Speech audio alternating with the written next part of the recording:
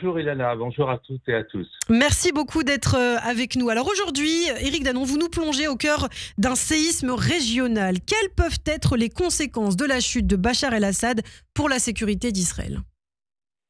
Oui Ilana, écoutez, le Moyen-Orient est en pleine métamorphose et ce qui semblait hier figé dans le marbre a volé en éclats. Le régime de Bachar el-Assad s'est effondré en l'espace de 15 jours. Alors pourquoi si rapidement ? Parce que ces deux protecteurs, la Russie et l'Iran, l'ont abandonné à son sort. La Russie, embourbée en Ukraine, ne peut plus détourner ses ressources vers la Syrie. Et l'Iran, de son côté, est profondément affaibli. Disons que ses proxys, le Hamas à Gaza, le Hezbollah au Liban et les milices pro-iraniennes en Irak et en Syrie, elles ont été durement frappées par Israël.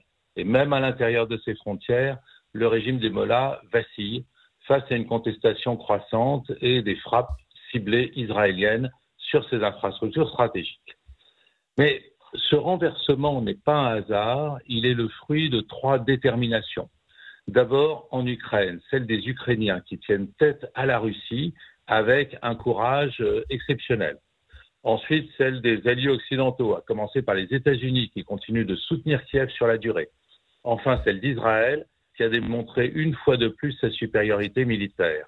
Les frappes israéliennes n'ont pas seulement affaibli les proxys de Téhéran, elles ont touché l'Iran au cœur même de ses capacités de défense. Donc cette recomposition place finalement Israël dans une situation avantageuse, si je vous suis bien. Oui, exactement. Israël est en position de force, et ce pour plusieurs raisons. Avec l'effondrement des forces chiites dans la région, une partie de la menace stratégique s'est réduite.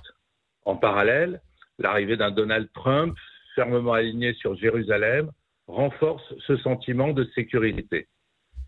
Ajoutez à cela une dynamique favorable à Gaza que vous venez d'évoquer, avec un cessez-le-feu en vue, des otages, espérons-le, prochainement libérés, et vous avez tous les ingrédients d'une période positivement stratégique pour Israël.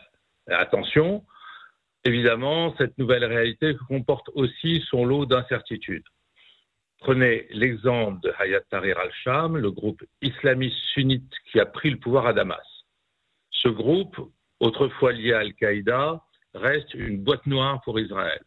Personne ne sait encore s'il se contentera de consolider son pouvoir en Syrie ou s'il nourrira des ambitions régionales. Israël a d'ailleurs déjà pris des mesures préventives en s'emparant du mont Hermon en Syrie, un sommet stratégique à 2800 mètres d'altitude. C'est un point qui offre désormais à Tsahal une position dominante et une ligne de mire directe sur Damas, qui est située seulement à 40 km. Alors ça semble être une période d'opportunité, mais donc aussi de grands défis pour Israël. Quelles sont les prochaines étapes pour Jérusalem ? Israël devra jongler entre, je dirais, prudence et ambition. À court terme, il s'agit de sécuriser ses gains et d'évaluer les intentions d'Abu Mohammed al-Joulani, le chef de Hayat Tahrir al-Sham. S'agit-il d'un pragmatique qui cherchera à éviter une confrontation ou d'un idéologue qui est prêt à relancer un conflit frontal? À moyen terme, Israël devra aussi surveiller la résilience des milices chiites. Certes, elles ont été affaiblies, mais elles n'ont pas disparu. L'Iran, même affaibli, reste un acteur majeur et dangereux. Mais ce n'est pas tout.